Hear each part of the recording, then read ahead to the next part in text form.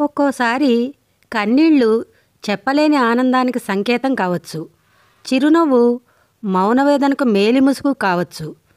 ఎవరి గురించి ఎక్కువగా ఆలోచించకు. అది మనశ్శాంతిని దూరం చేస్తుంది. ఏమి జరిగినా దైవ నిర్ణయం అని భావించు. మనసు ప్రశాంతంగా ఉంటుంది. మంచి మాటలు వింటుంటే కూడా మనసు కొంత ప్రశాంతంగా ఉంటుందండి. అందుకే నా ఈ ప్రయత్నం. మరో మంచి మాట. ఏది ఎప్పుడు రావాలో అప్పుడే వస్తుంది. ఏది ఎంతకాలం ఉండాలో అంతకాలమే ఉంటుంది. ఏది ఎప్పుడు వదిలిపోవాలో అప్పుడే పోతుంది. ఇందులో దేన్ని నువ్వు ఆపలేవు.